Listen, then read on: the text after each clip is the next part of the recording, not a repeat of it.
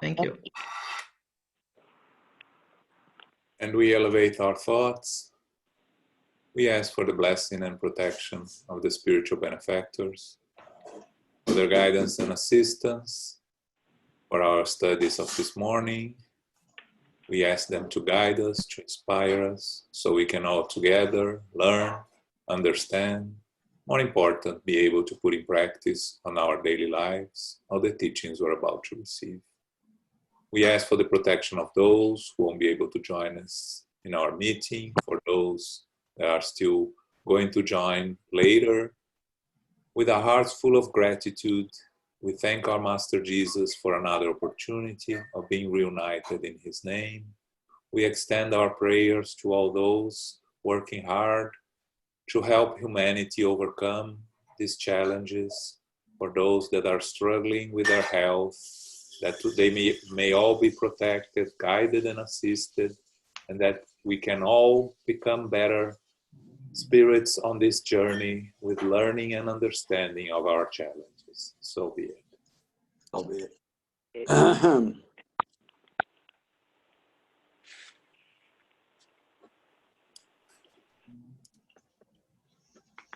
Okay. All right.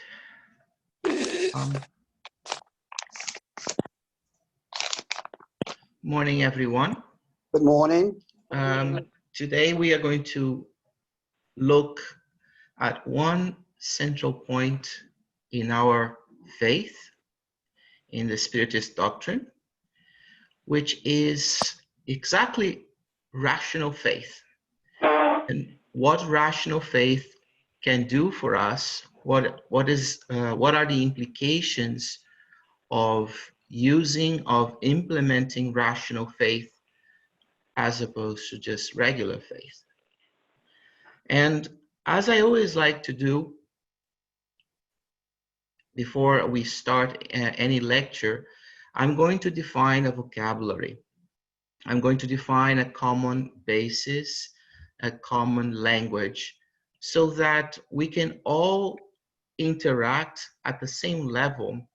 Because if we have different words, actually, if we have different meanings to the same words, when we try to establish communication, it becomes just basically impossible.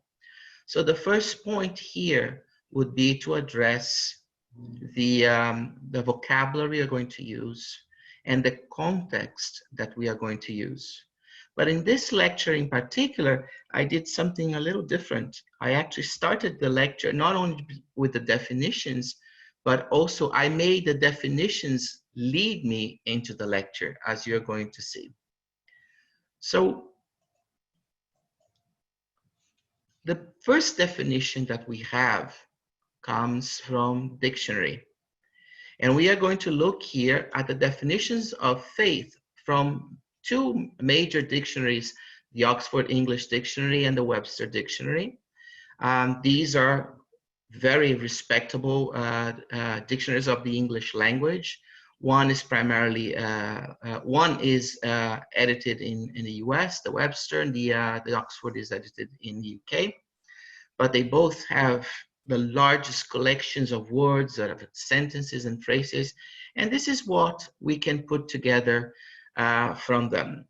There are 2 points about faith. It's not 2 definitions.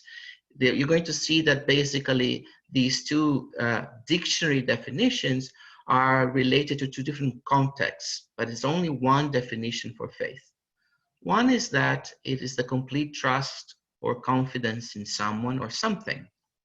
And the other one is a strong belief in the doctrines or tenets of a religion based on spiritual conviction rather than proof.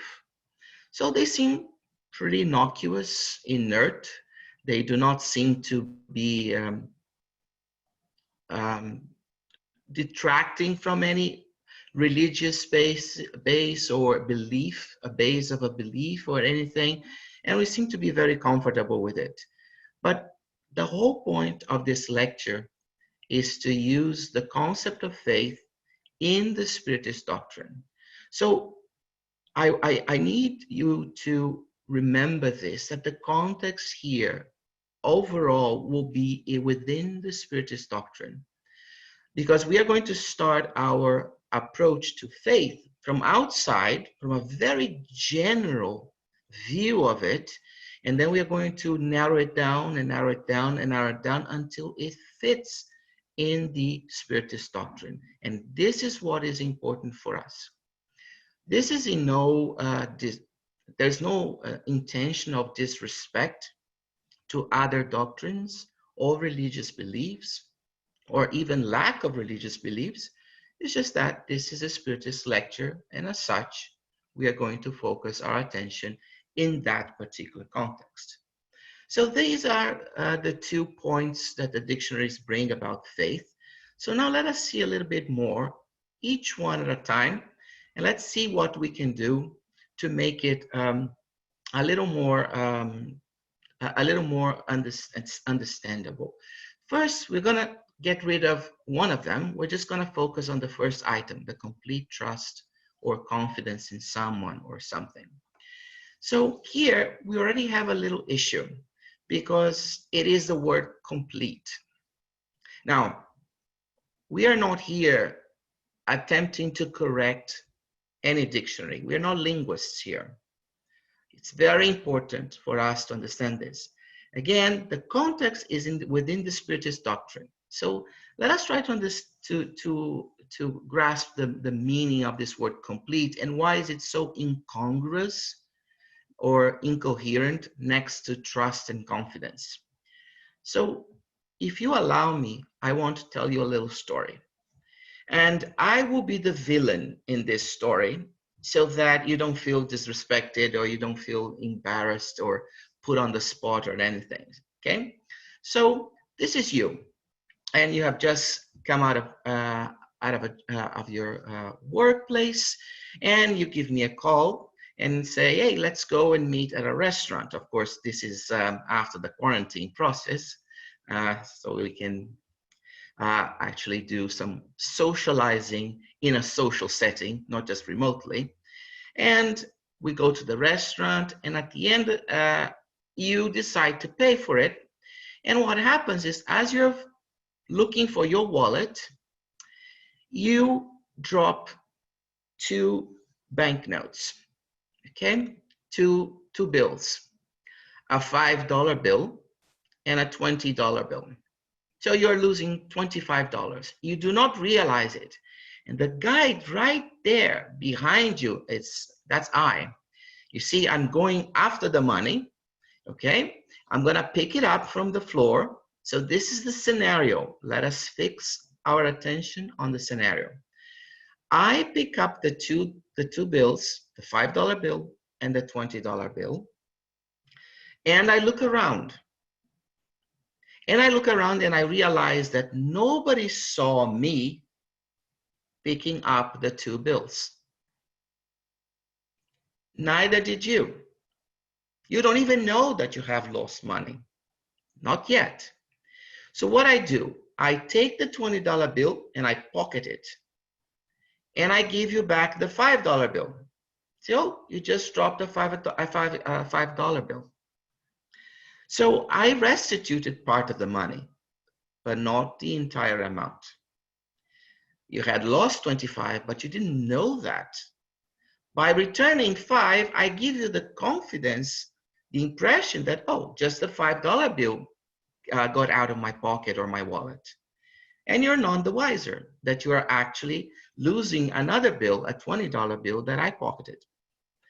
So the question that I ask then is, am I honest? After all, I did return one of the bills. I did return that bill, and what of the other one? Well, it doesn't matter how much we twist the scenario, how much we twist this situation.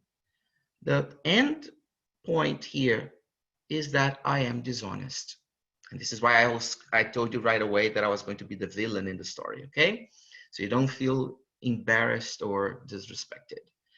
So I'm dishonest, because either I return the $25 The only answer to this problem is the return of the full amount, the $20 bill and the $5 bill, the $25 that the person dropped on the floor. Any variation on this theme is an act that reflects a lack of honesty on my part. So if I only think that I can return one bill and keep the other, I am not being, for instance, 20% honest or 80% honest if I return the other part.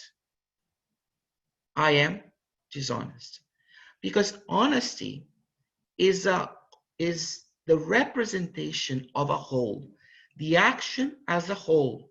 Because I withheld one bill, I took one bill away, it completely negates the entire action of restituting the person of what that individual had lost. So when we think about honesty, honesty is absolute. Absolute in the sense that you either have it or you don't. In every circumstance, in every occurrence, you can either be honest or dishonest. There is no such a thing as, oh, that individual is half honest. And we all know that. Grammarians are so obsessed with rules and regulations, and for a good reason, that they even say that in a language, you cannot say someone is very honest. Now, we may say someone, oh, I have a friend, he's so honest, she is so honest. Well, we can say that as an emphasis, or if we have some poetic license. But truth be told, you cannot modify certain adjectives, such as honesty, such as honest. You cannot say someone is very honest. You either are or you are not, as in the example that I just gave you. So then, what happens to trust and confidence? Well, it turns out that they are pretty much the same as honesty. There is no such a thing as, oh, I have trust that person. No, there is no such a thing. We know that from experience. We don't have to go into the philosophical debate about that. We know from experience. You either trust that individual or you do not trust that individual. And so is with confidence. You either have confidence in someone or in something, or you don't. So in each occurrence, and this is important, these words mean a state of completeness. There is a wholesome process to it.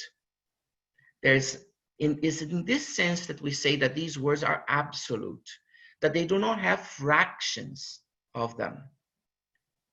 However, there is a peculiar difference between honesty and the other two, trust and confidence. Honesty is a state. It's a state. It's ubiquitous and permanent. Once I achieve the state of being honest, once I build and implement in my being, in my essence, psychological tools to understand the reason for being honest, has nothing to do with good or bad. It has nothing to do with good or bad. It has to do with my understanding of reality, of my reality, and implementing tools in myself to allow me to behave in a certain way. Once I reach that point, the circumstances will not affect me anymore. I will be honest, regardless of a body of law performing surveillance on me or not. I will be honest because I have become honest deep within myself. Trust and confidence, on the other hand, are not permanent, are not ubiquitous. I can develop full trust, actually, confidence in something or in someone, but it is always conditional, always circumstantial. Let me give you an example.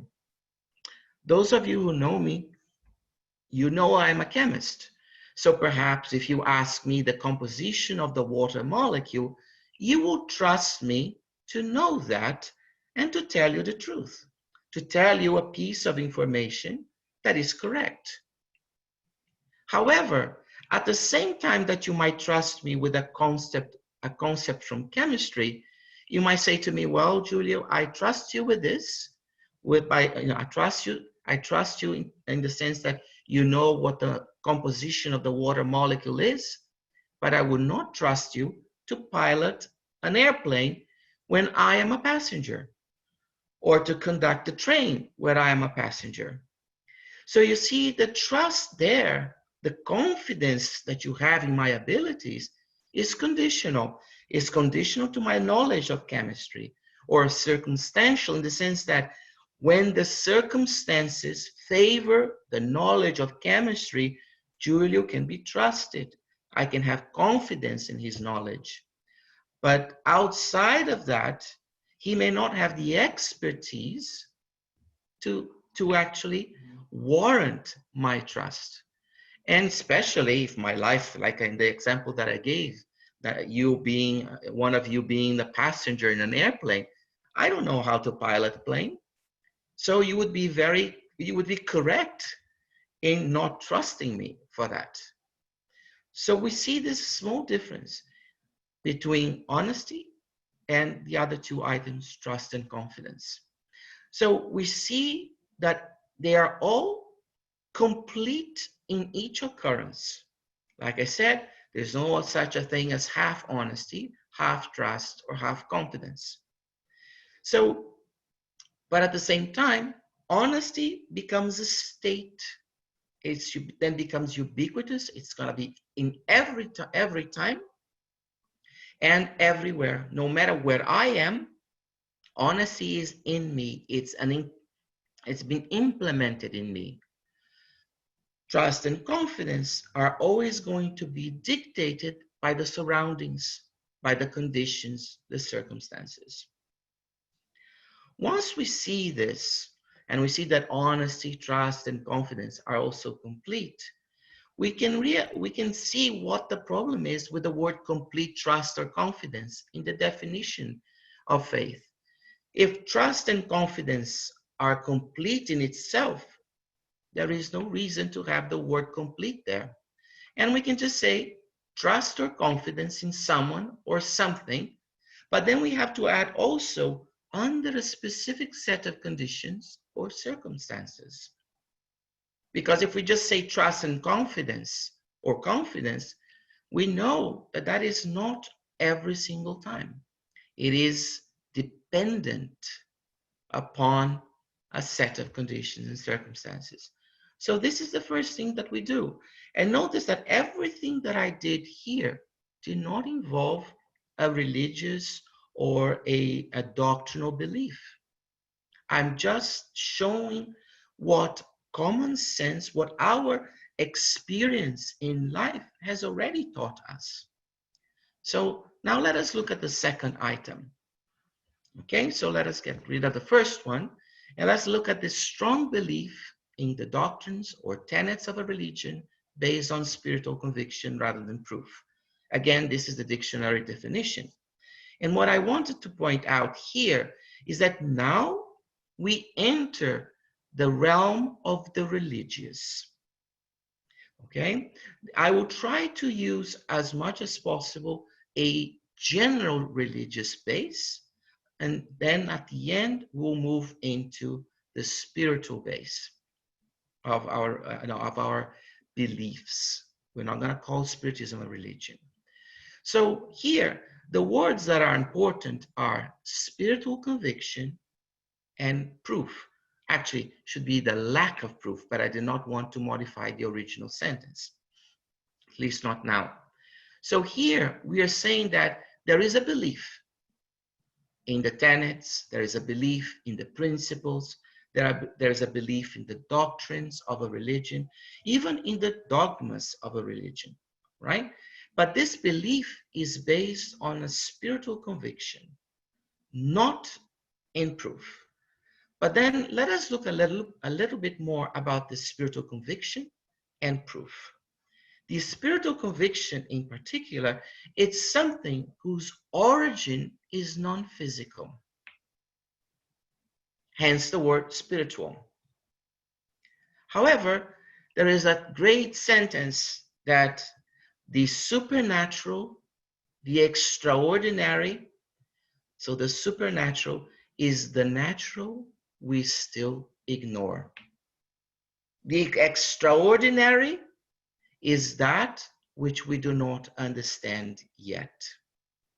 So remember, when we say here non-physical, we are saying in some words that we do not understand it right now. Perhaps tomorrow we may find a way of measuring it, of even find its origin here in the physical. But for now, we'll keep it with the non-physical so that we do not confuse things too much. And what about the proof? Well, the proof is not necessarily physical and it's not necessarily non-physical. This proof, if someone demands a proof, in which case it would be the absence of faith, right? If someone demands a proof, this proof may be physical, may be non-physical, or it may be both or neither. The person may create a new one, a new structure that is unknown to most of us. So let us try to understand this concept of proof, not non-physical, physical. A physical proof would be something that is measurable by scientific methods, scientific instrumentation. But then you might say, okay, that I can understand. I can weigh something. I can see if something is a gas, is a liquid, is a solid, right? But what is a non-physical proof? Someone, for instance, might request for that proof a mediumistic communication. It's non-physical because according to our beliefs, and now I'm beginning to enter into Spiritist beliefs, Spiritist doctrine, according to our beliefs, the communication is coming from the non-physical side of the creation, from the spiritual realm. That may do for some. For others, the proof must be physical, from this world, from this realm. And some are so skeptical that require proof from both sides. And then you have another group that may say, no, all of this is very deceiving, can be manipulated. I require an extra one. These are the worst type of skepticals. These are the ones you cannot approach from any angle because they don't even know themselves what type of proof they want. Because as far as we know, there is nothing else beyond the physical and the non-physical. We don't have a third one there. But these individuals, in being that skeptical, will require a proof that right now is unattainable. The point here is not whether we can attain or not, whether they are right or not in being so skeptical. We are discussing types of proof. So here we see that faith merges something that is from this world with something that is from another realm, which in our case we call it the spiritual realm. So now if we take these two and we put them together and we make the adjustments that we discussed before, the second one we do not have to make any adjustments as long as we understand the spiritual conviction and the lack of proof or of the presence of proof and where the proof comes from. When we look at these two, we see a new concept for faith. Now a concept that we are going to take and bring closer to the Spiritist doctrine. We are going to insert this concept of faith in the Spiritist doctrine. a faith that actually develops. So faith is actually developed. There is no such a thing as a supermarket shelf where you go and you say, I'm going to buy an ounce of faith. I'm going to buy a gram of faith. Much like free will, much like intelligence, it is developed. It grows, it expands, it develops, it evolves. And that faith changes our understanding of the surroundings. The more I develop my faith, the more things I am capable, the larger the number of things I am capable to bring within my sphere of influence. Because if I don't have faith, I reject. It's a situation where the individual does not feel comfortable. Faith allows us to feel comfortable even if we cannot explain certain things. But if I don't have faith, then I push them away. I reject them. I may reject them in a nice way, or I may reject it in a very aggressive manner. But the point is, I reject.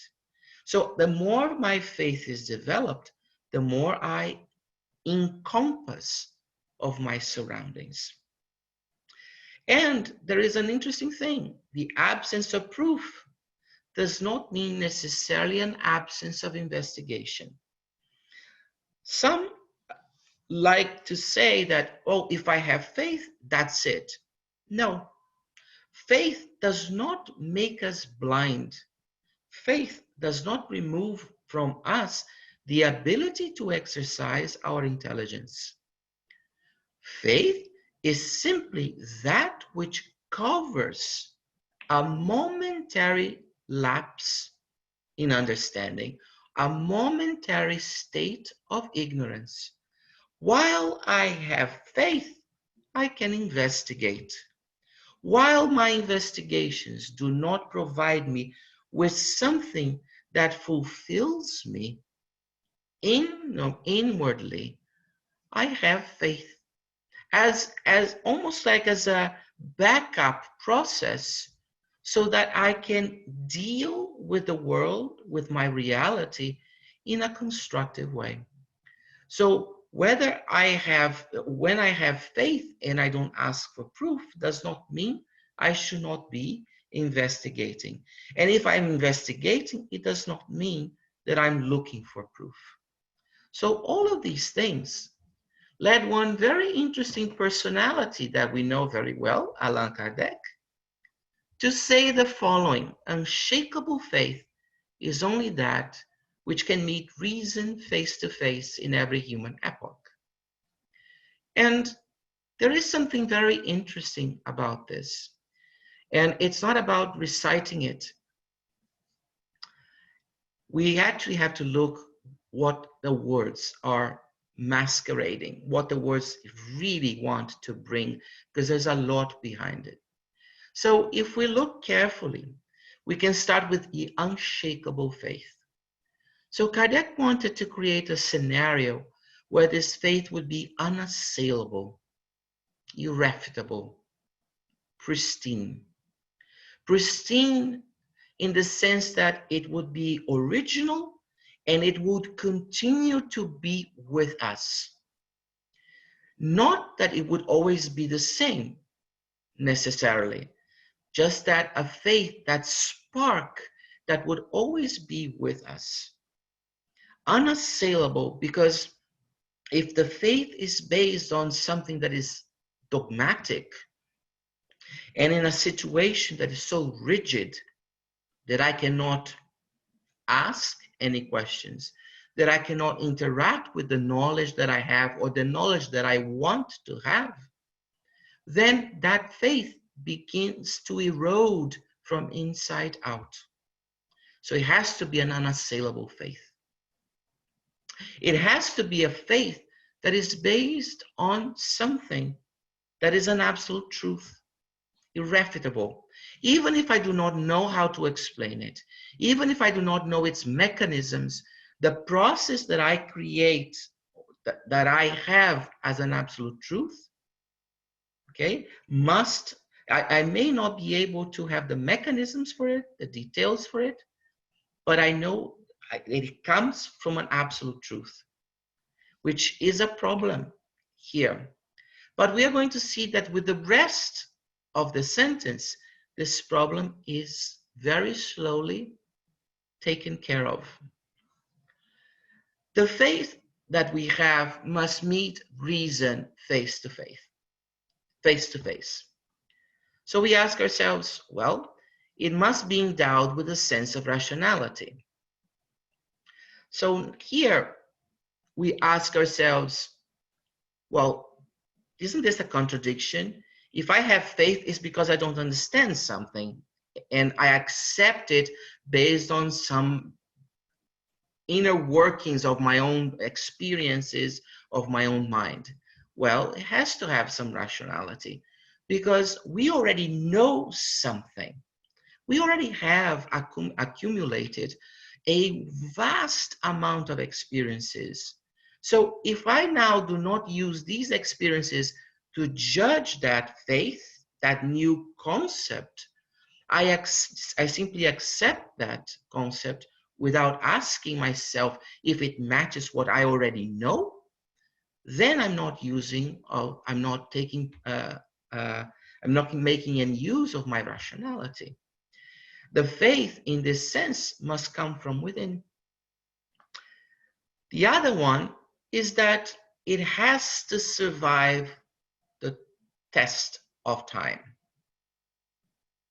It has to be always there with us, no matter when we speak of it.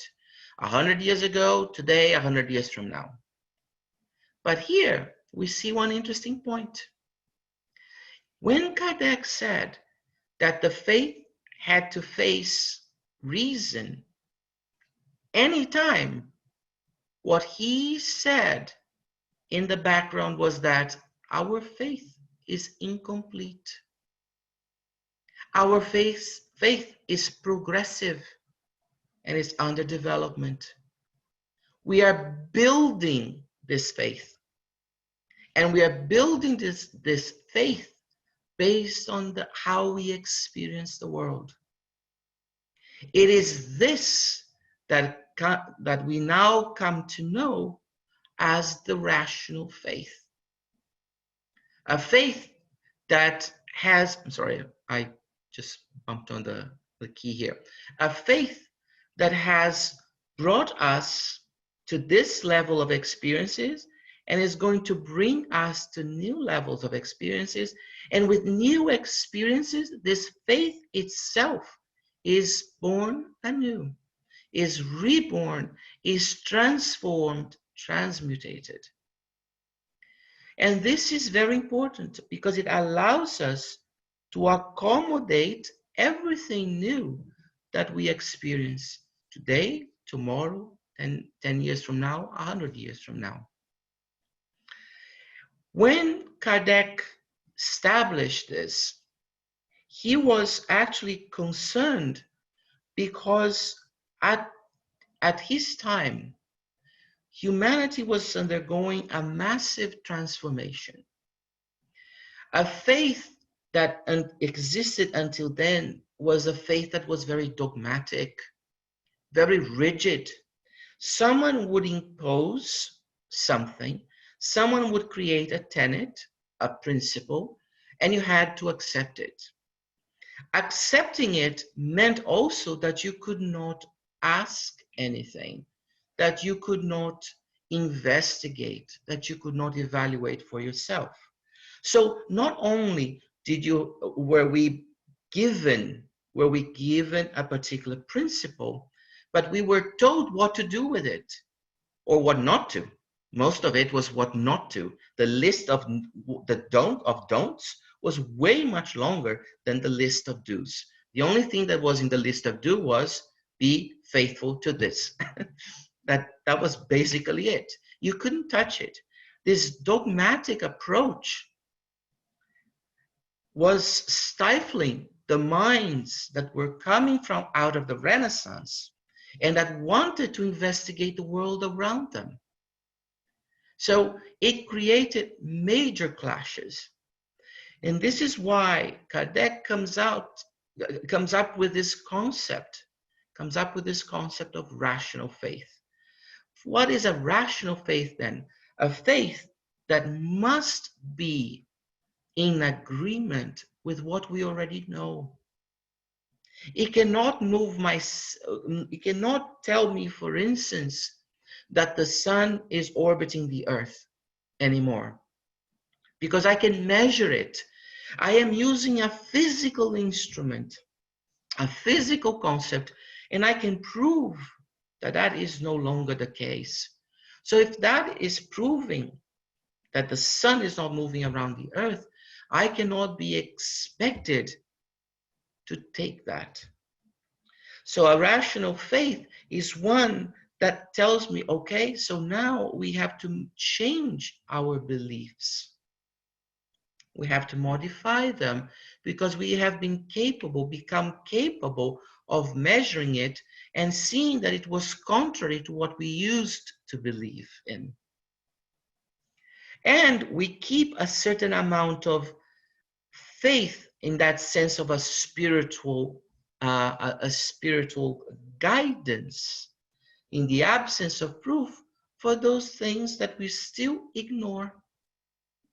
But that, like I said before, does not preclude us from continuing to investigate it. The phenomenon is there, we'll continue to investigate it. So what was happening at the time? What was happening at the time of Kardec? Well, we have the Industrial Revolution that started around 1750s, the first stage of the Industrial Revolution. Kardec establishes and begins to establish the foundations of Spiritism around the 1850s, which is the second stage of the Industrial Revolution. So we are seeing massive migration of human beings from the countryside into urban areas. And we see this is actually a result of advancements in agriculture, in means of transportation. These urban areas develop and become much larger, and the human population begin to outweigh as urbanites rather than those who live in comparison to those who live in the countryside. We have new concepts that come especially from the French Revolution, the concept of citizenry, of belonging to a community, the sense of citizenship, which is belonging to a country or to a state, patriotism, even though we might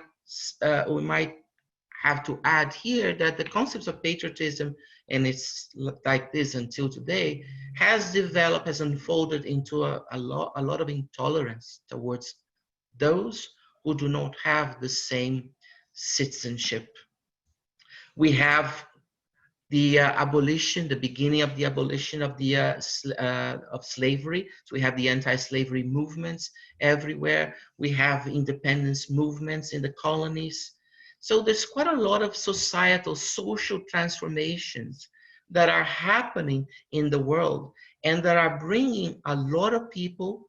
And a lot of people means that now we have to feed them, we have to clothe them, we have to produce goods for them. So science has to step up.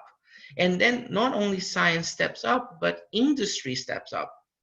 We now have the two in a partnership, and we have the birth of consumerism, for instance.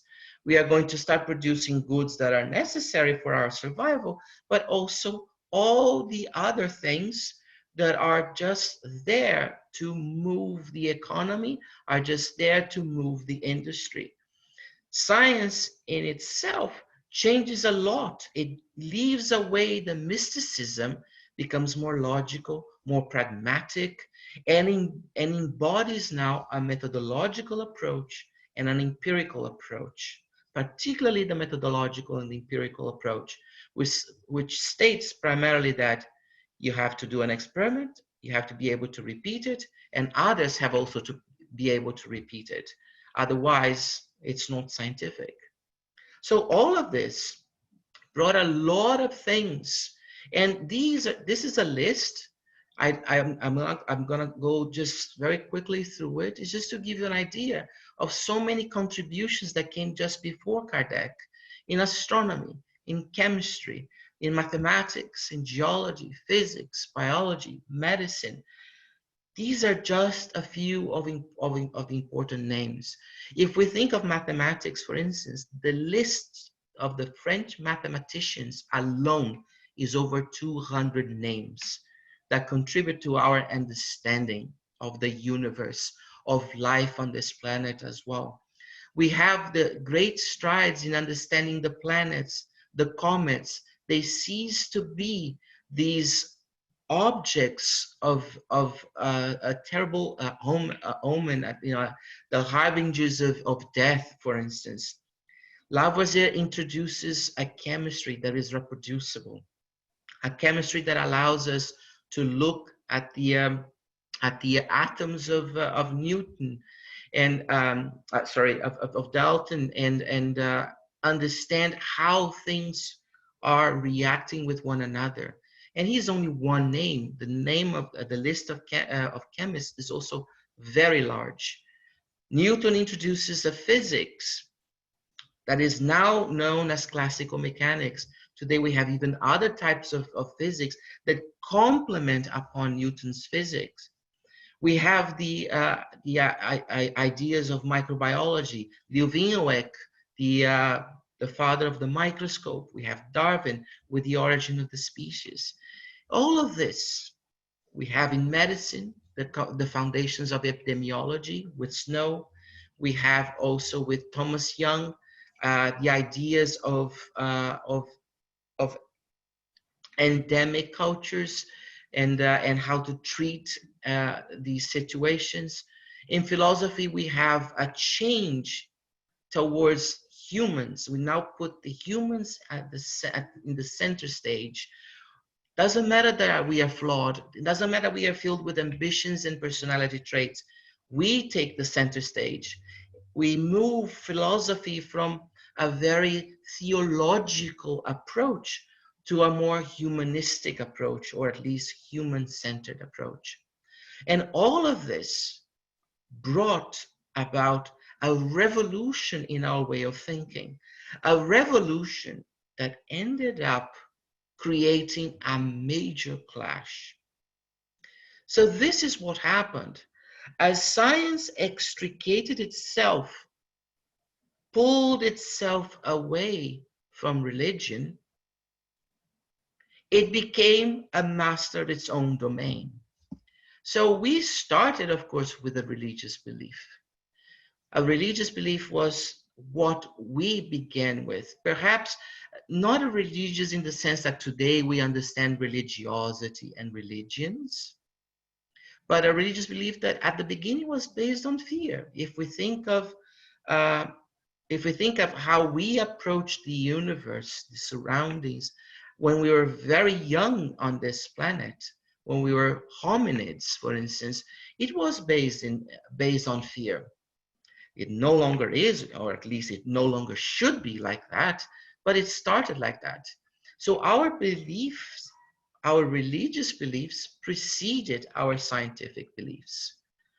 But at this time when Kardec is now forging the foundation of Spiritism, the Spiritist doctrine, we see that our religious beliefs and the scientific beliefs have grown to such an extent that their spheres of influence are now touching. But in this particular case, they are not just touching, they are clashing. Science was repressed for so many centuries. Once it extricated itself from religion, it unfortunately did what everyone does when they experience freedom for the first time. They go to the other extreme. And they, instead of being the victims, they now turn themselves into the perpetrators of the crime. So science began combating religious beliefs. Scientific beliefs and religious beliefs began clashing. And it should not be like that. Because if you look at this diagram, notice that I put a box around those two, and I call it the universe, the creation. They are both part of the creation. So they are both part of the same thing. We are the ones who divide this universe, this creation, into religious beliefs and scientific beliefs. I want to make another point here that I'm calling it religious beliefs because I don't want to call them religion for one simple reason. Religion has also the connotation of an enterprise, of a corporation, something that has dressed up the religiosity, the principles, the tenets with rituals. And I don't want to go there. I do not want in this particular discussion to give religion a bad connotation. And it's very important that we understand this. Religion has been humanity's saving grace for more than 1,000 years. If it hadn't been for religion, for the religious beliefs, we would not have survived today with the knowledge that we have. During the Dark Ages, it was the church that collected, translated, and kept most of what was known as knowledge.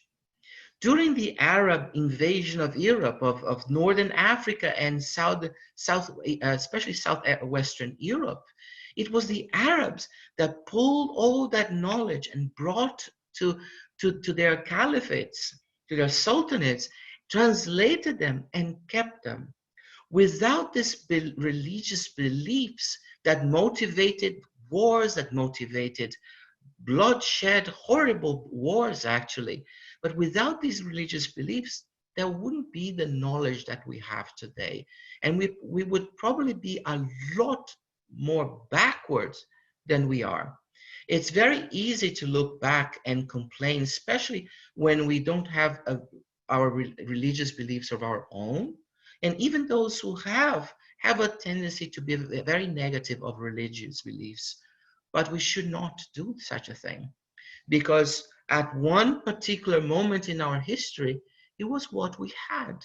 It was what we had, and it was what made us survive to this day with the knowledge that we have. So here, at the time of Kardec, society is dividing itself. Those who have scientific beliefs automatically place themselves in a situation of not having any religious beliefs. And the opposite is also true. The converse is also true. Those with religious beliefs would not take anything that is any remotely scientific. When actually, this should not be the case.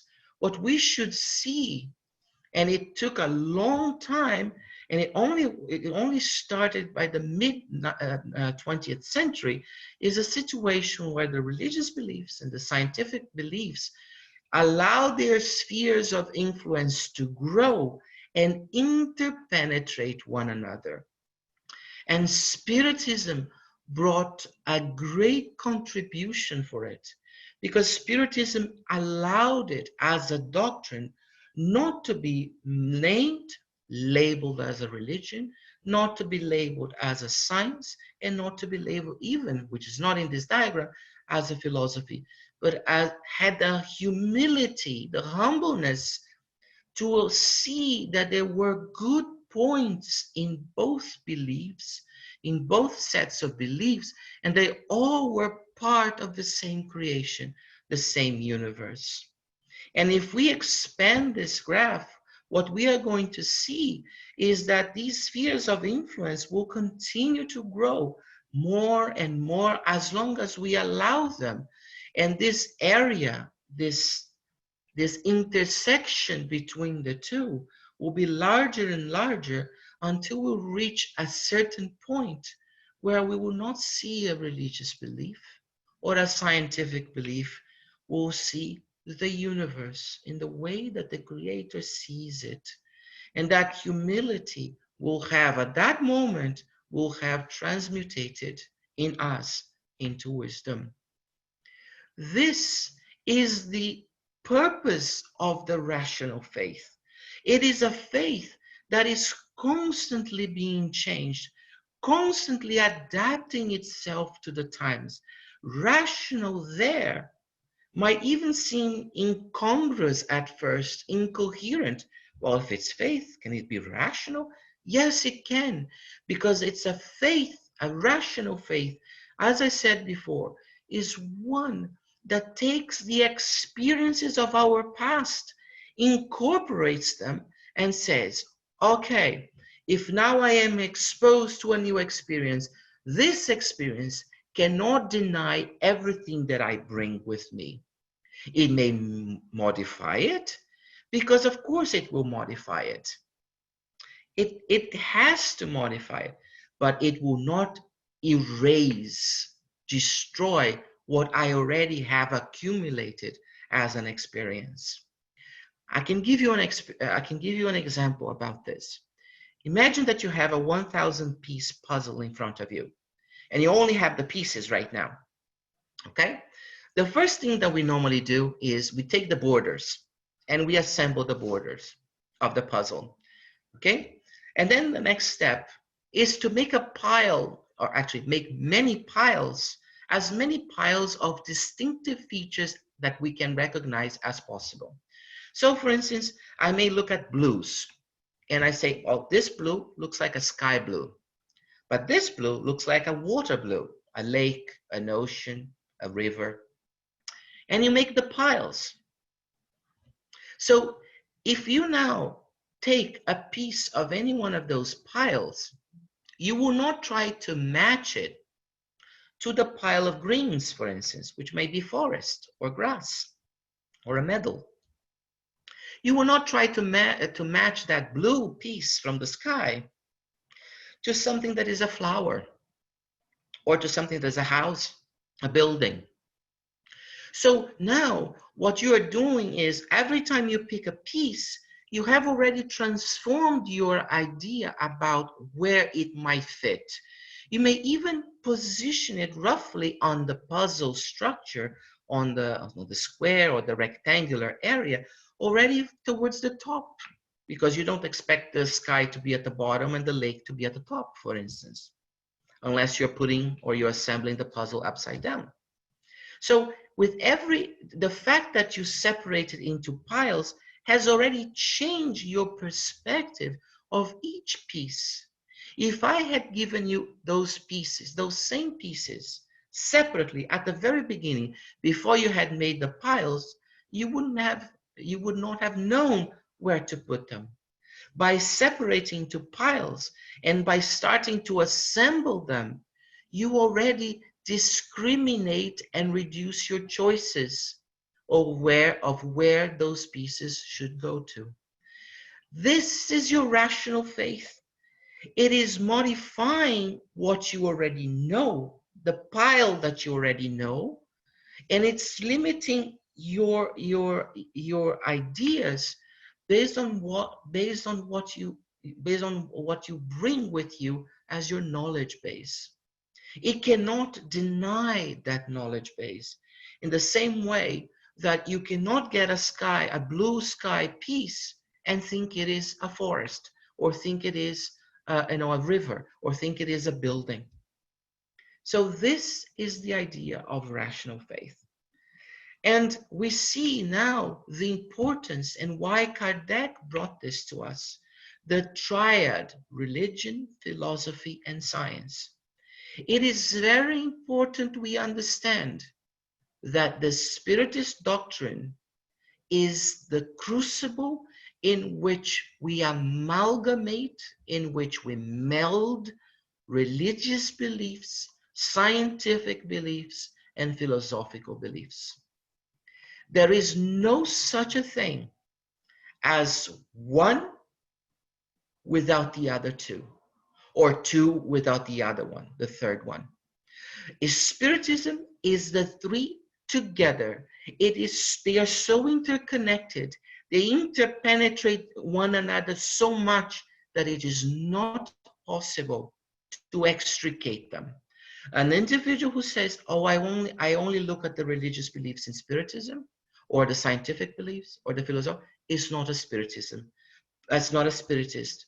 Please call yourself anything else but a Spiritist. If you are a Spiritist, a true Spiritist, one who observes Kardec's principles, who understands why the importance of these 3 points, you will know that they are together and they are inseparable. If we separate them, if we now take just the religious beliefs, we run the risk of ending up into fanaticism. Because religious beliefs without the check of scientific beliefs or even philosophical beliefs will lead us eventually to fanaticism, because we begin to create dogmatic truth, and dogmatic truth cannot be investigated. And that dogmatic truth will lead us to an irrational faith, a faith where we bow, we nod, we move our heads, but inside of ourselves, it's gnawing at us. We don't know why it's gnawing at us, in the sense that we may not know the details of the process. We may not know the process itself, but we are not happy. We do not find fulfillment. Faith has to provide fulfillment. What happens when we don't have the philosophical beliefs? Well, when the philosophical beliefs do not get checked by religious and scientific beliefs, it leads us to nihilism, to the idea that it's an existential void. Well, I'm a pile of atoms. As a pile of atoms, I will degenerate and be destroyed. So why should I bother? It is horrible to think like this. And we have great minds in the human thinking that were nihilists. So we ask ourselves, how much wouldn't they have produced if they had had a little bit of a scientific belief or a religious belief? When we don't have the philosophical and the religious beliefs for science, science leads us into fatalism or determinism, and definitely into a form of materialism. If I do not have religious beliefs, for instance, oh my goodness, then I have to take advantage of the moment. I have to live for the moment, because I may die tomorrow. And since I'm not going to go anywhere, I don't have the philosophical beliefs. I am also a nihilist. I'm not going to go anywhere. Might as well enjoy the ride while I'm here. And that is not the case. So the 3 together establishes a balance that is the Spiritist doctrine. Without one of them, the other 2 end up leading us to situations that are very destructive.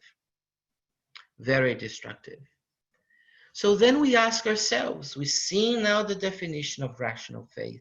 We've seen where it came to be, why Kardec brought it at this time in our history. What are the implications of rational faith? The implications of rational faith is that, my goodness, we cannot be couch potato spiritists. That's it. Okay? We cannot wing it. We cannot live life by the seat of our pants, as the British say. We have to take our brains out of neutral and engage a 4x4. It has to be working. We have to evaluate. We have to analyze. We have to discuss. We have to debate, even if we debate with ourselves. We have to be very careful here. When we speak of discussion, when we speak of evaluation, judgment, we have analysis, all these are great words. There's nothing wrong with any one of these words. It's what we do with them that can be destructive. When I say that we have to question, that we have to judge, we have to analyze, we have to appraise, we have to evaluate everything. It doesn't necessarily mean that we have to emit an opinion. Okay? Notice the people around us who are considered exponents of charity.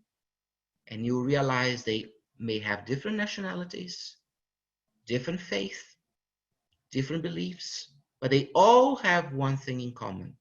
They talk very little. Because while everyone, all the ignorant, all the mediocre individuals are talking without stop, they are thinking. They take one thing that we say and they dissect it to death. That is our rational faith at work, evaluating. The evaluation means that we have to allow what we know to be used to evaluate that which is now new and then be incorporated. And as it gets incorporated in our knowledge base, it changes the knowledge base on its own. This is rational faith, because nowadays we are suffering from this idea that we have to emit an opinion. It doesn't matter. We have to say it. So sometimes people are not even at the end of their sentences, and someone is already saying, I don't agree with this, or I don't agree with that, or I don't think this is the right way of looking at it. So a few rules that I think would be positive to everyone. Shut up and listen. It's exactly that. Shut up and listen. Have you noticed how much we talk? I always say that we have monologues of 2, monologues of 3, monologues of 4. There are 5 people in a place, there's a monologue of 5, because all 5 are talking at the same time and nobody's paying attention what the other 4 are. No one is paying attention what the other 4 are saying. So let us be quiet. Let us listen to what the other one is saying. Let us internalize that, implement that, evaluate in silence, because we need silence to be able to hear the voice of our minds. When we are talking, our minds, the voice of our minds get drowned with the physical voice. The voice of our minds is abstract, is subtle, is delicate. So we need the silence. You might say meditation, whatever word works for you, but you understand what I'm saying. The idea of this inward look towards ourselves, this inward look, this inward evaluation. This is how we implement the rational faith in our daily lives. I can give another example that is more appropriate to what we are facing right now. Someone comes to me, it is an example, someone comes to me and says, Julio, put a Band-Aid on your arm at a certain place and go to sleep, and you will have a vaccination from the spiritual realm against the current virus that is causing the pandemic nowadays. Okay. If now I use my rational faith, the first thing that I should think of is I have 2 tasks here. Number 1 is to listen respectfully. And the reason is the individual may be mediocre. And a mediocre individual is a one that ignores things, has no knowledge, is ignorant, and on top of everything has arrogance. This one you will not be able to convince. You will not be able to address. You have to listen respectfully, because the individual may not be mediocre, may just be ignorant. And that individual, in that naivete, that blessed ignorance, does not know better. And if you correct that person right away, you may produce a clash. You may you may give the impression that you are disrespecting the person. So listen, that's the first task. Listen respectfully. Now, number 2, are you a Spiritist? If you say you are, you have to be using rational faith. Your brain must not be neutral. It has to be engaged on some form of gear. Even if it's a gear that goes in reverse, it's moving. The point here is movement. So, what should you do? Don't pass that information forward. Why is that? Well, first of all, because when you look at that, you don't even realize that you are making free advertisement to Johnson & Johnson, because Band-Aid is a brand name, not the object. Number 1. Number 2, you have just denied the core of your beliefs.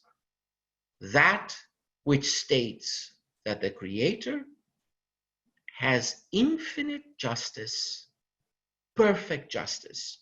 Because the moment that you say that you have to put something on your arm, you're telling yourself that if you don't put that thing on your arm, whether you are capable of doing it or not, you will not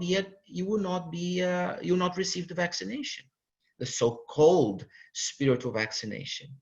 What type of perfect God, just Father, would go around looking at his children and realizing, oh, this has a Band-Aid, I will give the vaccine. This does not have the Band-Aid, I will not give the vaccine. What if you cannot buy the Band-Aid or the brand name, the generic name? So God would be partial. So let us take our brains out of neutral. Think about it. And let's say, no, look at what someone has told me, someone has written to me. This does not make any sense.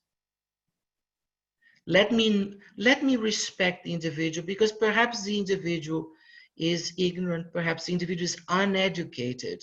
And for that individual, under those circumstances, remember that I said that faith has to have a certain level of circumstances, of conditions. For that person, at that level of education, at that level of understanding, or even beliefs, that individual may truly expect that to be a reality.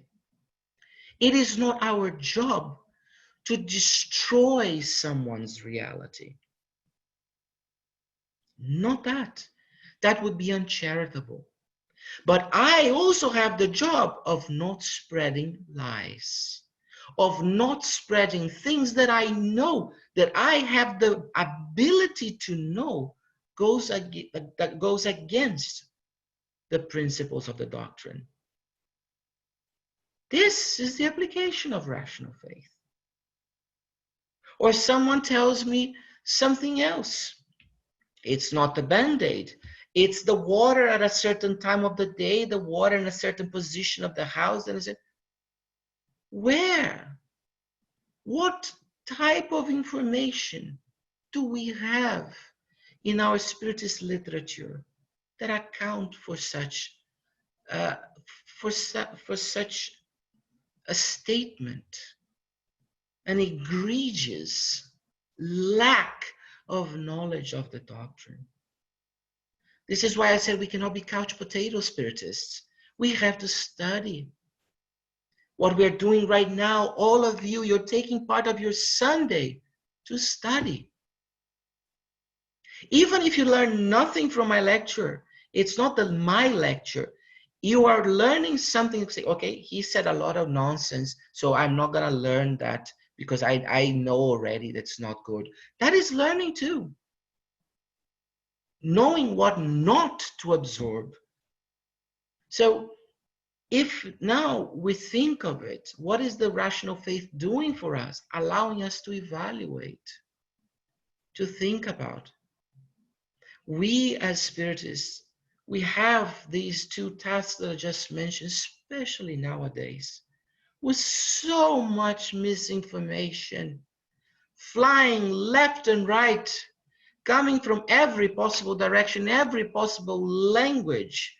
And people usually use even venerated names, names we should lower our heads in respect before we even pronounce them.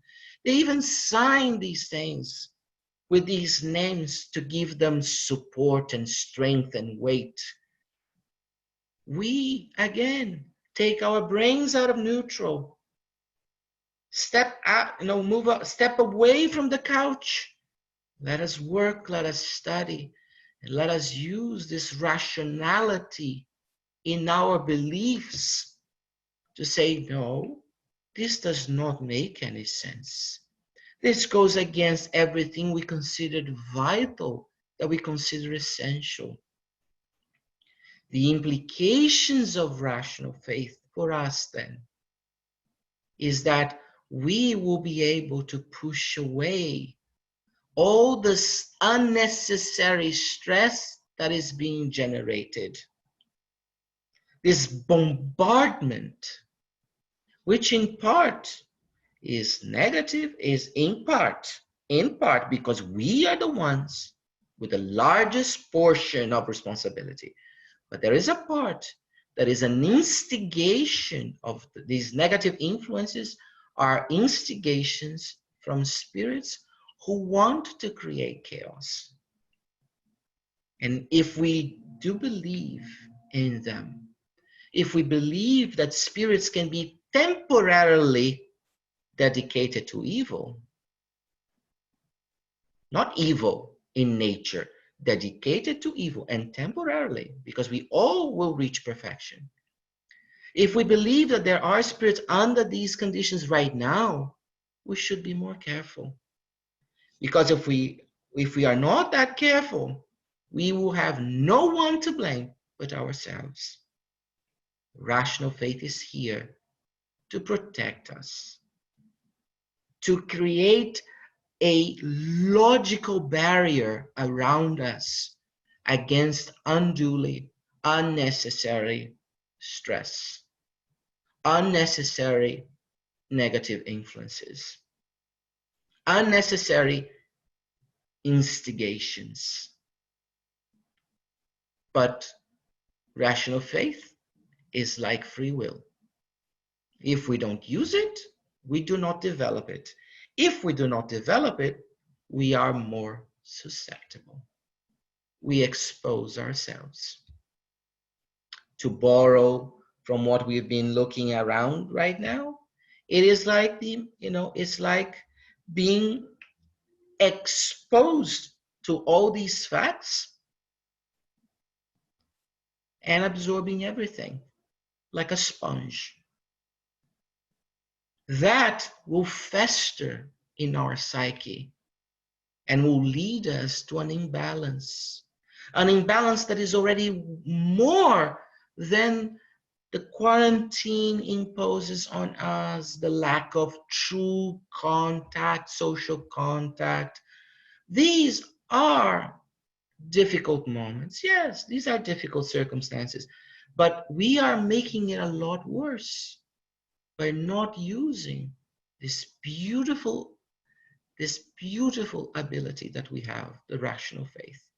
But it's up to us. The higher order spirits give us strength and courage, but we have to work. We are the ones pulling the plow. We are the ones who have to sweat. All we have to do is, like I said, step away from the couch, take our brains out of neutral, and operate based on the principles that the spirits have established and that we have constant proof through mediumistic phenomena and even in our daily lives here in the physical realm. Let us use them. They are there to be used, not to be in a book as some form of dogmatic truth.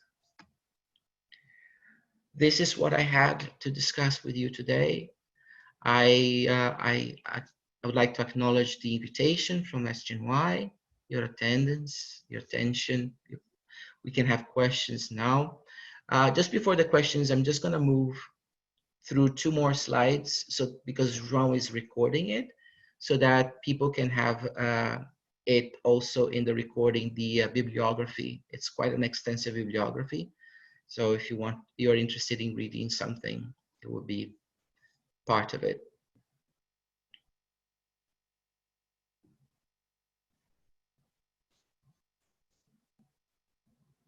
And we can start our questions.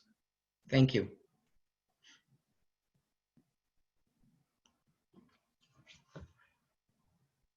Go ahead, Aline. Hi, good morning.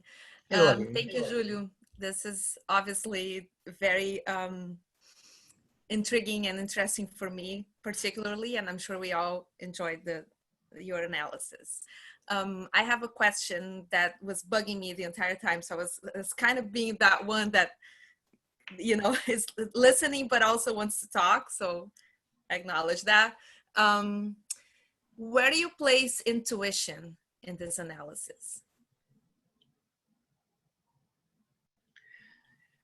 Intuition is a form of knowledge that you have acquired in a past life, any, that is not entirely in your conscious mind. You have it at the subconscious level. It is something that you acquired as knowledge that you did not bring to this reincarnation process in your conscious mind. The intuition is in some ways part of the faith process. It can be a component. It is very hard to cleave and separate. This is the point until where faith goes, and then from this point on it begins to be intuition. It's a blend, because even our minds is just one thing. It's not conscious, subconscious, and unconscious. It's one thing. We divide it in order to study it. Okay, so the intuition would be a part of the process.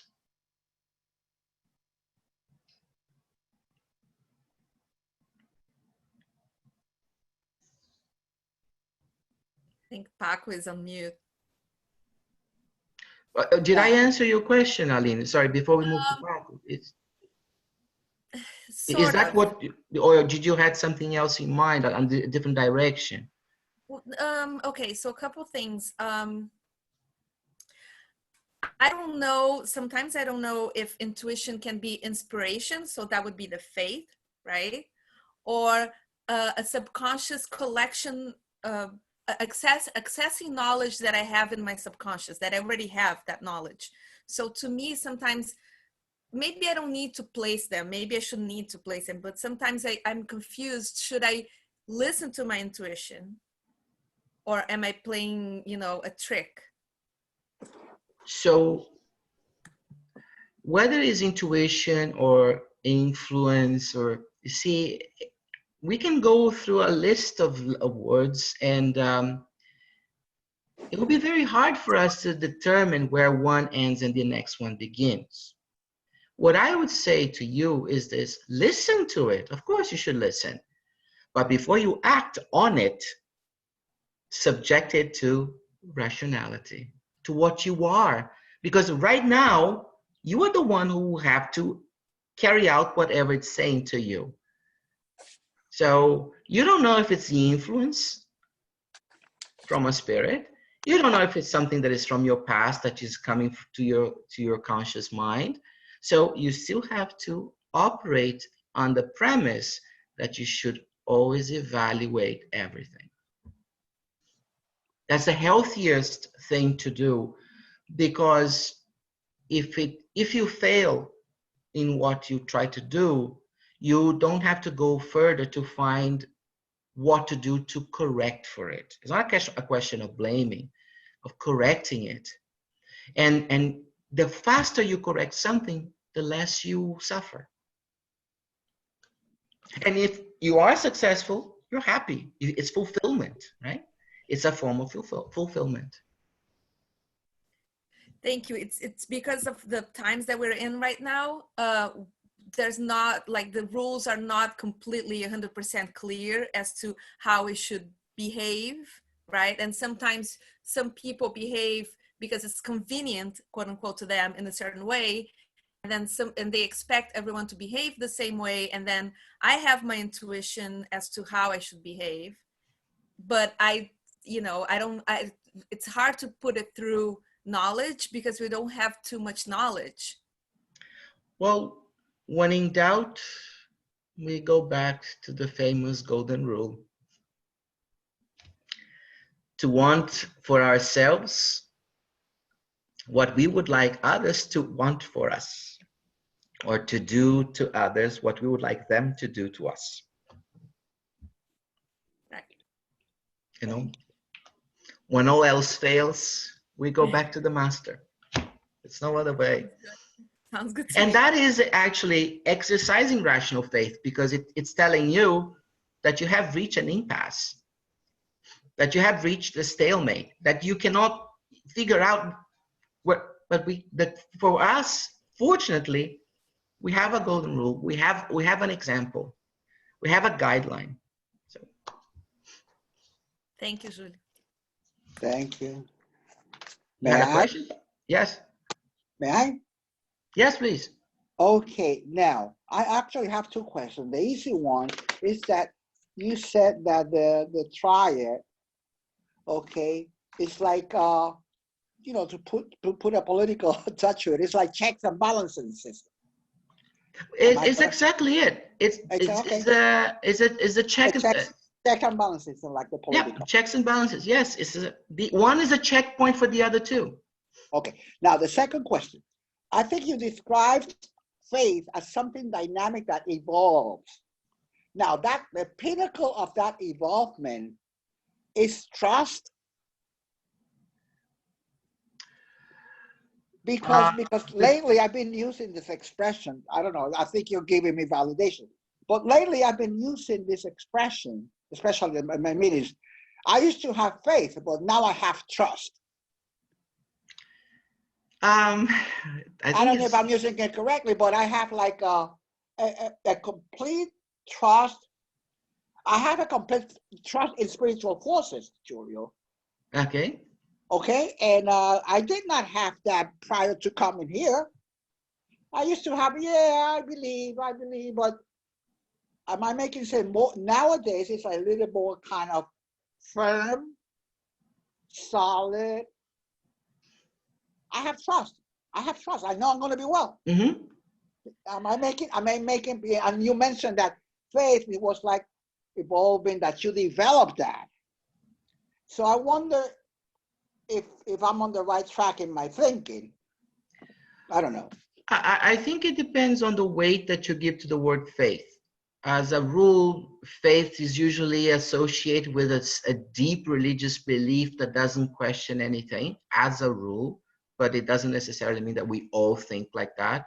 And hopefully Spiritists should be thinking away from that process, right? Definitely. That's why I'm here. So in that sense, if you see it that way, then the change from faith to trust may be more fulfilling for you. Yeah. But remember, we define faith as a state of trust under certain conditions or circumstances. So in a way, we are using the two words interchangeably. Okay, very good. Very good. Thank you.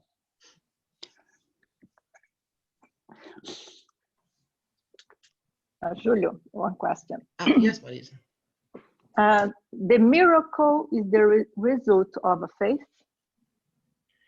The miracle is the result of ignorance. Wow. Wow, I don't believe.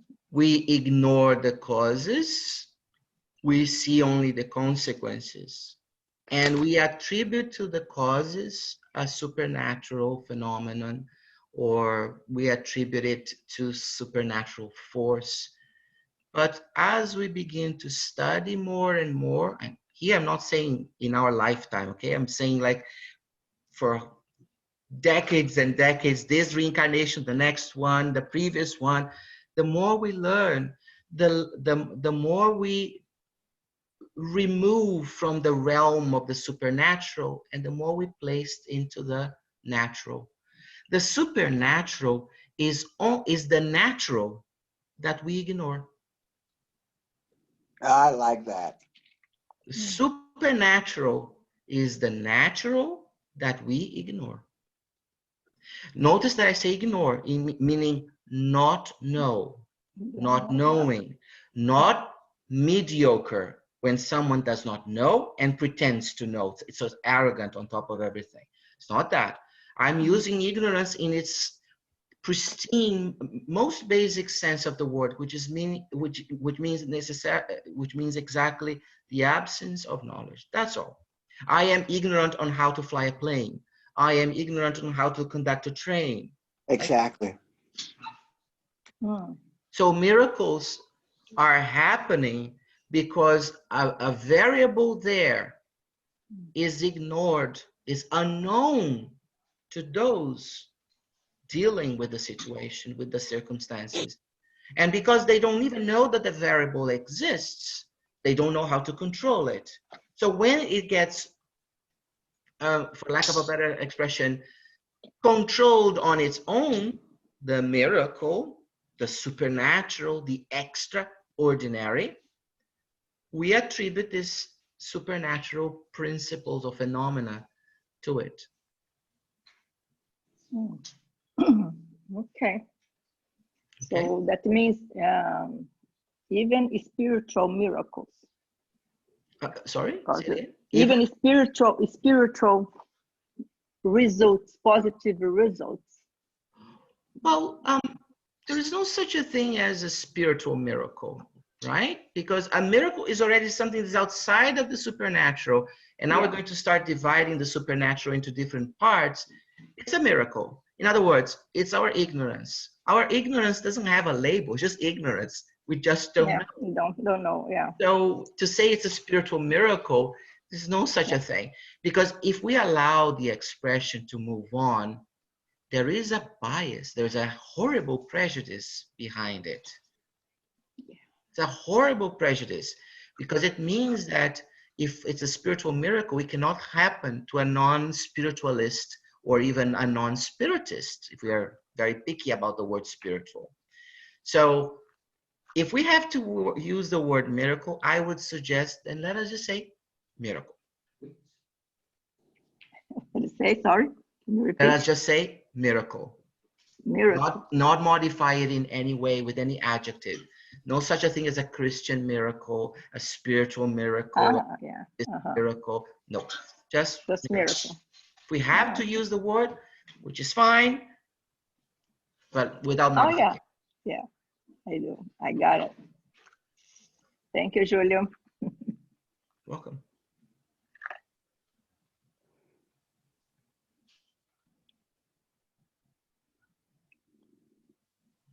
Don't feel offended when I say that we cannot be couch potato spiritists, so that we have to take our brains out of neutral. It's true. I reiterate, it is true, but I'm not pointing fingers. I also have to take my brain out of neutral sometimes. Yeah, and now it's that technology is so good, because just put the earphone, go to ebook instead of reading, listen. So while you do 1,000 things, you can listen what's going on, study the books that you have there in the shelf. You never have time to stop and reading, so you can listen. That's so nice. I love it. I love the technology. Even now, I'm here in my house and I participate on Sundays in the group. That's always, every Sunday it was great to go there. Oh, Julio, thank you so much. I loved your explanation. Julio. Thank you. Yes? This is Luisa. There is a question in the chat. Oh, in the chat. Why don't I see the chat? I'll read it. Okay, because I can't see it for some reason. It's not showing up. As we build our faith, can we remember or access our spiritual knowledge from previous lives? As we build our faith, can we remember? Or access our spiritual knowledge from previous lives? Not directly, because it would defeat the purpose. If we are building our knowledge, we are being confronted with a new experience. This new experience is happening in this reincarnation process for which we came fully prepared. It is for this reincarnation process. Nothing happens by chance. So if it is happening to us right now, it's because we led it into happening in some ways. In the sense that we are already with the psychological tools to deal with it. It came at the right time. So the best way to take advantage, the best way to face it, to take advantage of this opportunity, is to use the tools we came equipped with, not tools that we left behind because they would just weigh us down. It's no point, no need for us to have that access.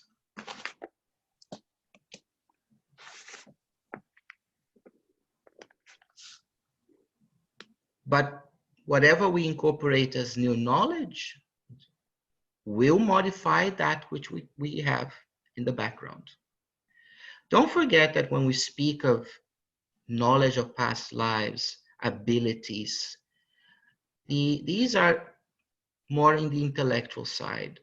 When we come to any reincarnation process, we always bring all the moral knowledge that we have acquired and developed.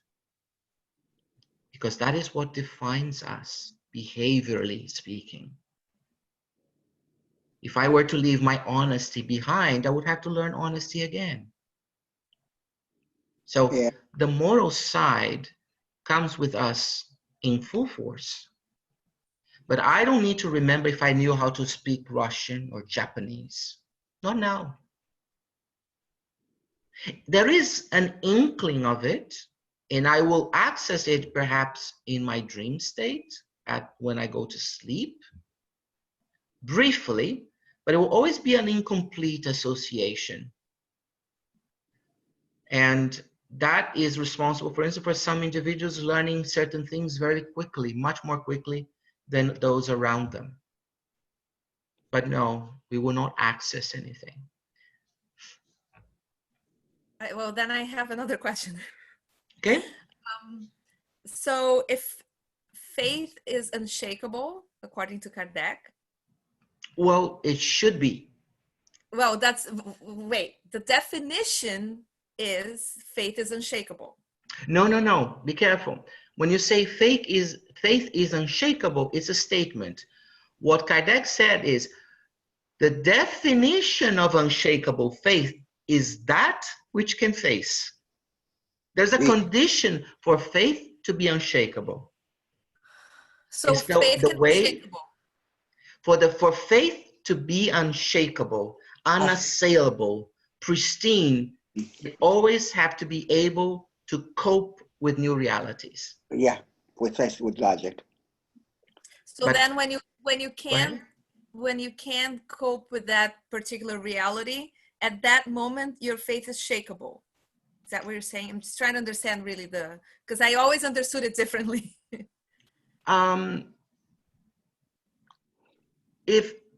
Yes, in the sense that reason is not a rational faith. So if you embrace that situation and you don't question it, your faith is assailable. It can be attacked. Right, got it. Because you did not internalize it. In order for you to internalize something, you need to develop it in you, implement in you. If you internalize because everybody's nodding, so I'm gonna nod. as well. Everybody's bowing or kneeling down, I will do too. Any form of ritual, any form of acceptance that is coming from the community is coming from outside in, and it should be from inside out. So does this mean that we may have faith, sometimes it's unshakable and sometimes it's, no, sorry. We may have faith, and if it's not unshakable, that means that sometimes we lose it temporarily. I will say, I get your point. I will say this so that it doesn't sound so pessimistic. Nobody has faith. No, that would be the extreme pessimism. No, I would say like this, Aline, that remember that we define faith as dependent on circumstances and conditions or conditions. I would say that there are conditions that our faith is already unassailable, that you cannot attack it. And there are other circumstances or conditions where we still have to work a little bit harder to make it more protected. That's what I would say, to be more optimistic, because we're all on our path to it, to perfection. So we should not be patting ourselves in the back all the time, because otherwise we get lazy. We have a tendency, all of us, but we should also not go to the other extreme and only see things like from the half empty type of approach. Yeah, that's very good, because every time I read the sentence from Kardec, I always think, okay, then I don't have faith because my faith is not unshakable. Yes, but we are progressing. We're trying. And this is why we need to exercise more and more the evaluation of conditions in everything in our lives, because this is what is going to consolidate our faith. Stiffen it so it will be unbreakable. It will be unassailable, unshakable. Mm-hmm. Could I ask Aline a question? This is Luisa Aline. Oi, Lisa. Hi. Could you define what is an unshakable faith in your case, please? What do you mean by that? I don't know. I guess that's why I was asking the question. Well, because you say that your faith is shakeable or unshakable? Sometimes it's shakeable. Yeah. Sometimes, like Julie was saying, there's a circumstance that makes me feel like I don't have faith. Like, Luisa, this is very personal. We each have a different way of looking at the universe because we each come with a different background. When we experience, even if we all experience the same event, same set of circumstances and same set of conditions, we see and learn different things from the same set, from the same event. This is why it's difficult to relate what is my unshakable faith to your unshakable faith, which is also why we should not judge. Remember when I said, if someone says something that I think it's not, that is nonsensical, that I should not go and yell at them or be rude or disrespectful. I take that, I keep my mouth shut, but I don't pass it along because we see things in a different way. So it's very difficult for one person to relate to another what they see it as shakeable and unshakable, assailable, non-assailable, and so on. And just one more thing is this, I don't feel, Lisa, don't worry. I particularly, Aline, at this moment, I'm not feeling judged. Thank you, Julie, for saying this, but I just wanted to reassure that I'm not feeling judged. To the contrary, I'm actually kind of proud because I'm voicing my vulnerability, because that's what makes me, Aline, grow, is when I voice my vulnerability and then I ask questions and I learn. So don't worry, it's all good. Thank you both. But I want to make it clear that I was not judging you at all. Not on the contrary, I love your questions all the time. Yeah. No, no, Luisa. Yeah, and the comment is actually so everyone can understand, and we generalize it, that we do have, because think about it, how many millennia have we been murdering brothers and sisters of ours because they don't espouse our faith? So this is the whole point, that I cannot transfer my faith to anyone. I cannot even transfer my faith to my blood relatives, my immediate blood relatives. And they cannot do it to me either. So that's the whole point, yeah. But the questions were good, don't worry, yeah. We are all good. Thanks. Orlando also asked a question on the chat. Oh, yes, I don't see that for some reason. I can read it. Please do, yes. Julio, the virus situation is a wake-up call for human beings, incarnated spirits. I question if the death is interfering with the trials we have to experience. Orlando.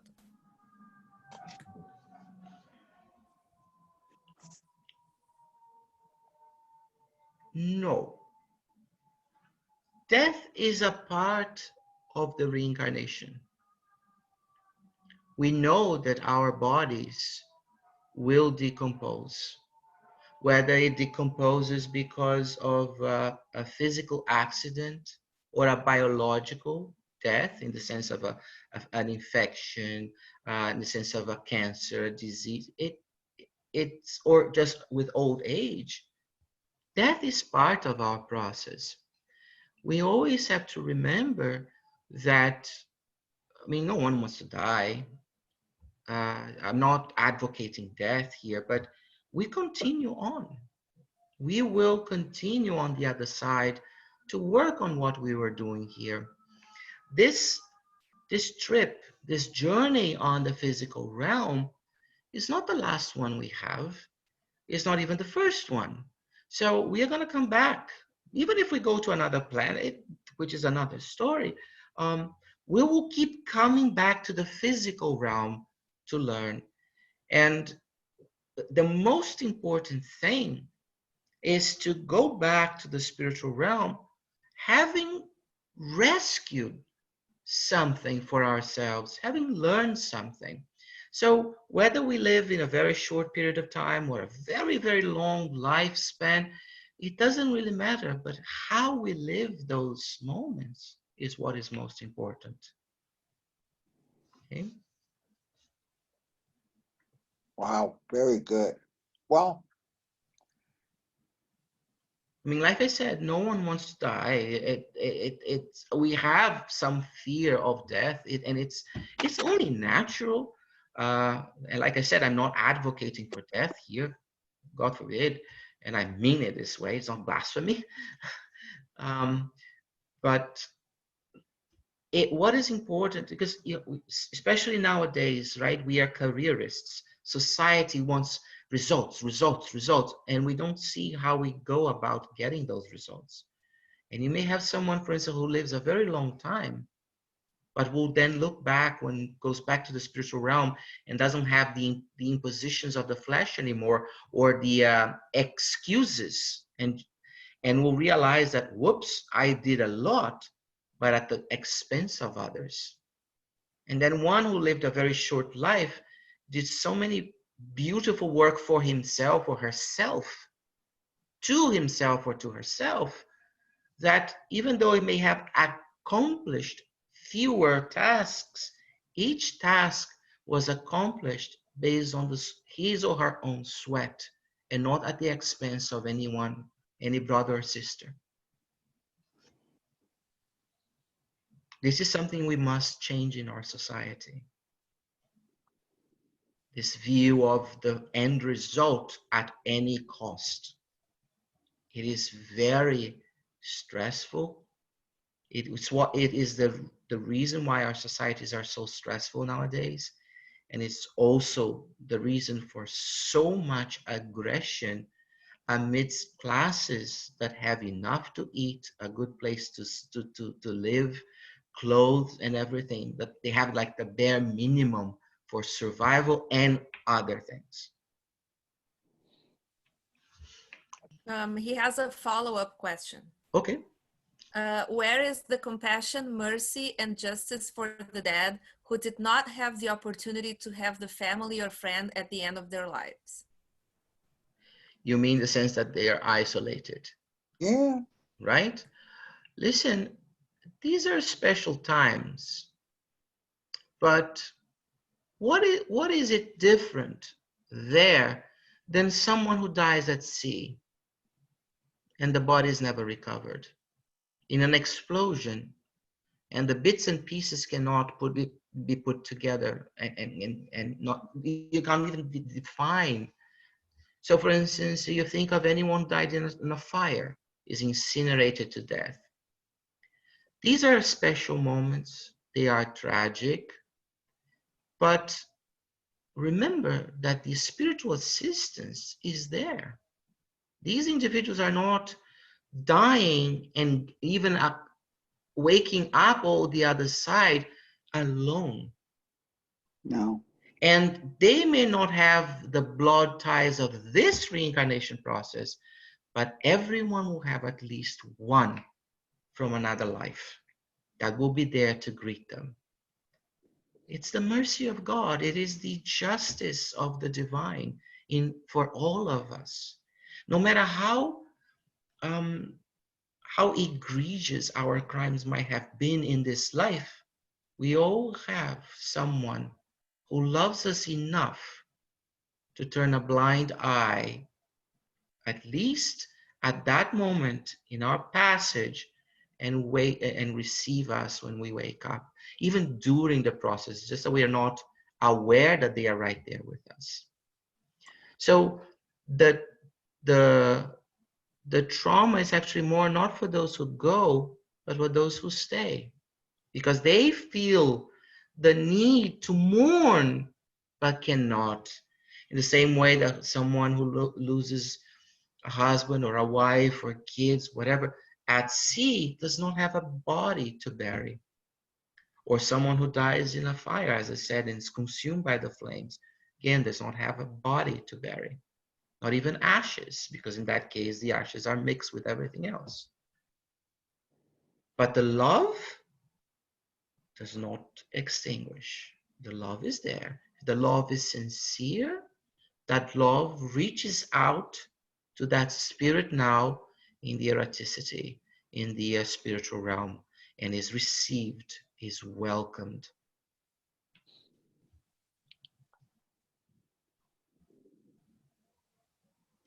Anybody else, Aline? Since you can see it, you let me know. Please do. I will be the reader. Yes, appreciate it. Ruth sent a question as well. What do you think happens when someone loses their faith? Say, look at an angel and ask what that image really means.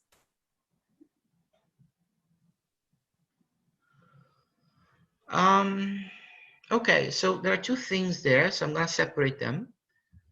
When someone loses their faith, they never had it in the first place. It's like João always says to us on Thursday, right? You say, oh, I lost my patience. No, you never had it. You really never had it to begin with, okay? I like so that. We don't lose our faith. Faith is something that you implement in you. It's an ability. It's like our free will, as I said. It's like our intelligence. Once you reach a certain point, you do not regress. So when you lose faith, you never had it in the first place. You thought you had, or you convinced yourself you had, which is even worse. The part of the angel, I would be very careful, because the angel is a symbolism, is an imagery that is related to a symbolism. And not everyone believes in angels. We Spiritists, for one, do not.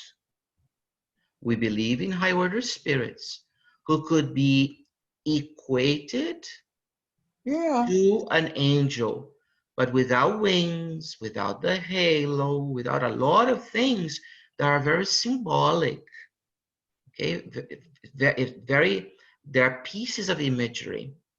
So I may have faith in God, in our Master Jesus Christ, and say, no, I do not believe in angels. Because I embrace the concepts, the precepts of the doctrine, the Spiritist doctrine, which say to me that angels may be understood as the high order spirits, but not with all the ritual around it or the symbolism around it. It's just a spirit that has evolved and is ahead of us, ahead of me.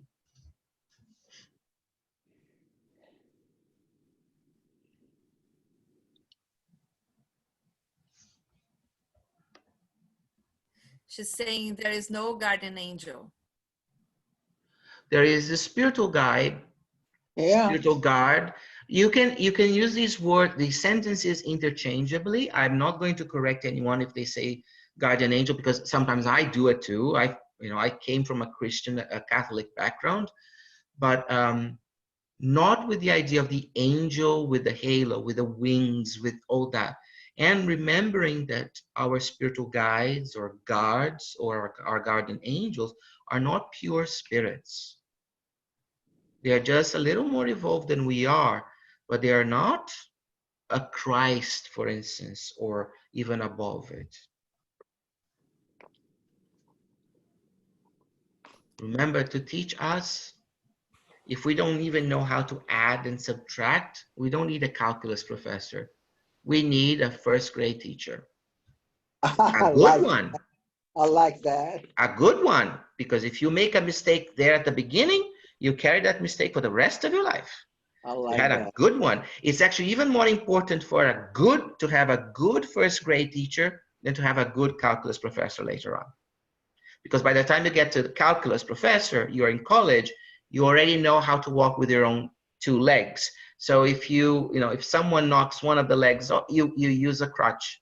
Okay, so you know how to maneuver, and you're not completely in high water on your own. But when you're at the very beginning, you need to be taken by the hand. So for us, our guardian angels, our spiritual guides, our spiritual guards, they are just a little bit more evolved than we are, enough that they can actually guide us, that they can influence us in a positive way, but not that they are fully moralized, intellectualized spirits. Julio, you just said if you think you lost your face, it's because you never had to begin with. Okay, yes. So going back to my previous questions, when we face difficulties in life and we don't feel like praying, for example, we feel disconnected. Does that mean that we never had faith, or it's just, what do you think that means? That's a little more difficult, because think about it this way, Aline. Let us say that I'm gonna use myself so that nobody feels insulted. So let's say that I come from a particular religious background where prayers, mandatory prayers, were very strict. You had hours to pray, you had a particular ritual to follow, or you had to say certain words and so on. I may have such an aversion to it that I don't pray today. Especially when I need it the most, I don't pray, because in a way, it's like a little bit of a tantrum. In a way, not like that I'm gonna throw myself on the floor, that I'm gonna pull my hair. It's not that, but in the sense that I am actually trying to go against the grain on purpose, because I have in me unresolved issues. Perhaps I was beaten when I didn't pray at the right time or the right way. Perhaps I was humiliated. And all of that is in me and is not resolved. These are psychological conflicts that I'm bringing with me. And I project them on the act of praying. But I may still believe in God. And I may actually believe in God with so much more faith Then another one that is right next to me in my household, for instance, that prays and does everything, or has the rituals, if there are rituals, I may actually have a much purer heart when it comes to believing in the omnipotent, in the one, even though I don't pray. But the praying act may be reminding me of a trauma, of a conflict that I have not yet resolved in me. So we have to be very careful how we see these things. And this is why, again, it's personal, because unless you look at yourself and you do some self-analysis, you won't be able to tell, and it will be very hard for somebody else to be able to tell you. You may have a professional guide you in the process. That would be helpful. And I would recommend, if it's something that is really gnawing at you, but we shouldn't see it as a negative point of view. I may not pray, but I may have other things. Or I may not go perform a certain act or give a certain speech because of conflicts that I still have. Right, I meant just then when you feel like you have a connection, no matter with what tools, right? And then something happens in life and circumstances change and you feel like you lose that connection. So when you had the connection, you felt like you had faith. When you lost the connection, you feel like you don't have faith anymore. Then yes, then I go back to what I say, you never had it in the first place. Or it was wavering. Okay, you had ups and downs, and basically it's not consolidated. Let me put it this way, it's not consolidated. It did not implement in you. So you had it, and it was always dependent on a lot of little things in the surroundings that would make you go into an up or into a down. So whenever one of those things were present that would move you to an up, you would go into an up. Whenever some of those things that would move into a down process were present, you would go into a down process. So it was not established, it was not consolidated. In a way, it's the same as saying, in a harsher way, you never had it in the first place.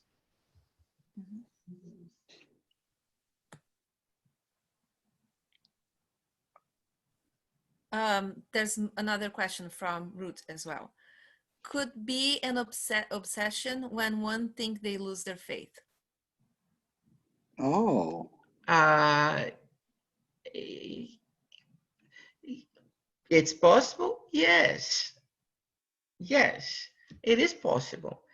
When would it be possible? If, for instance, I am an obsessor, I have the individual I want to exact my revenge upon, and this individual, for instance, evades my actions through prayer or through some form of faith, I can attack that faith. It's another way of attacking that person. I indirectly undermine what is most precious to that person. But let us not put the chariot ahead of the horses, right? We should always look first at the physical realm. Always try to find the simplest solutions first. Not everything that happens to us is an obsession. And I know the question is not that she's stating that Ruth is stating that. I understand that. But since I'm answering it in the most generic way possible, I want to make that point. But yes, the short is yes, it is possible. It's a mechanism by which obsessors attack us, trying to undermine us, but it will only work if our faith was not there. If our faith was oscillating, still not consolidated. Because once you consolidate your faith, they can do whatever they want. You move on. They don't assail you. Yes, Okay. but People, once we have just to. It's okay. Go ahead. Hi, it's 1 p.m. We have to close the meeting. Okay. We can continue discussing at another time, but we have to respect the time of our meeting. Okay. Okay. Okay. So I'll ask Carol to do our final prayer.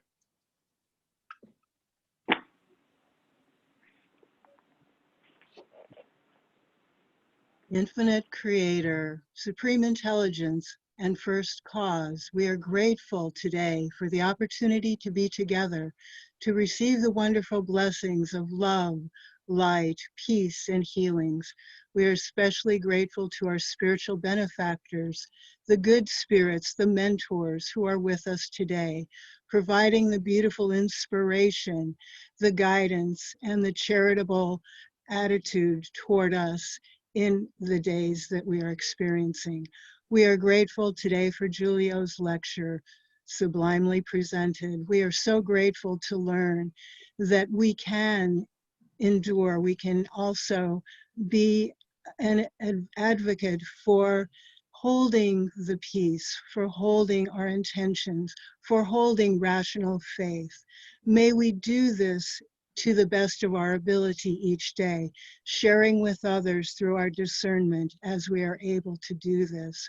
We are very grateful for the words and the discussions today. We have had a beautiful exchange, and may we continue with this high vibration, not only today, but throughout the week.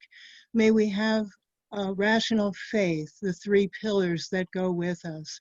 May we use this in our daily life and to the betterment of the Spiritist movement. May we go forth as we close this meeting today to continue with improving our vibration, with our prayers, with our studies, and with our mindfulness. We are never alone. We are improving step by step each day in every way. We are grateful, and may we continue with the gratitude each day. As we close now, may we hold to the light of Christ within us, within our hearts and within our minds. And may we go forth always as beacons of light. Go forth now in peace, so be it. Thank you, everyone. Blessings. Thank you. Thank you all. Everyone. Thank you, Aline, for reading the questions. No problem. Julia.